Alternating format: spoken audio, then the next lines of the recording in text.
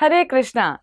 आज हम चर्चा करने जा रहे हैं चातुर्मास्य के अंतिम माह यानी पुण्य कार्तिक मास के कृष्ण पक्ष की रमा एकादशी के बारे में।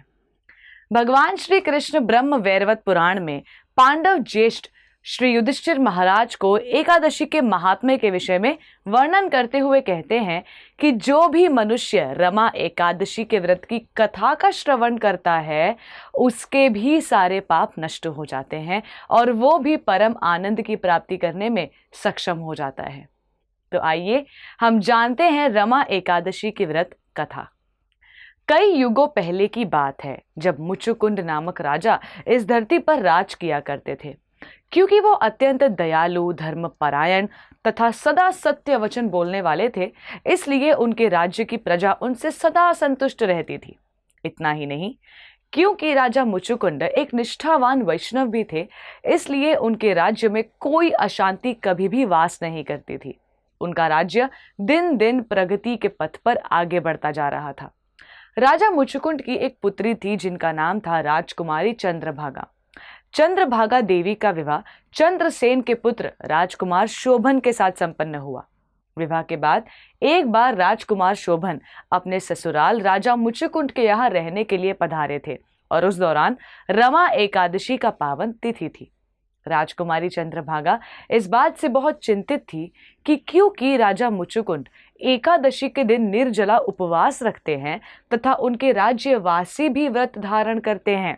समस्या दरअसल ये थी कि राजकुमार शोभन शारीरिक रूप से व्रत रखने में असमर्थ थे, लेकिन क्योंकि वो राजा मुचुकुंद के राज्य में ठहरे थे, इसलिए उन्हें एकादशी के व्रत का पालन करना पड़ा, जिससे द्वादशी के दिन राजकुमार शोभन की दुर्बलता के कारण मृत्यु हो गई।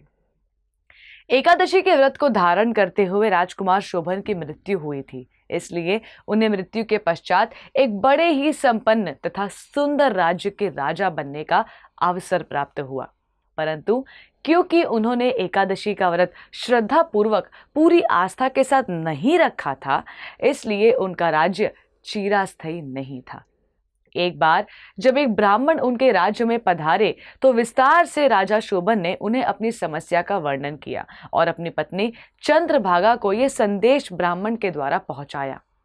सब कुछ जानने के बाद राजकुमारी चंद्रभागा अत्यंत प्रसन्न हुई और अपने पति से मिलन की आस लिए राजा शोभन के पास चली गई।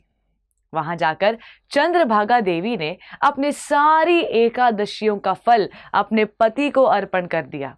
परिणाम स्वरूप राजा शोभन का राज्य प्रगति के मार्ग पर चलने लगा। इस प्रकार अगर हम भी रमा एकादशी के व्रत का निष्ठावान होकर पालन कर पाते हैं तो हमारा भी उद्धार होना निश्चित है। आप सभी को कार्तिक मास की रमा एकादशी की हार्दिक हार्दिक शुभकामनाएं। धन्यवाद। हरे कृष्णा। ऐसे ही और भक्तिमय कार्यक्रमों के लिए देखिए हरे कृष्णा टेलीविजन और इसे प्राप्त करने के लिए आप अपने केबल अथवा DTH ऑपरेटर से संपर्क करें तथा और अधिक जानकारी के लिए आज ही डायल करें 7666 839 839।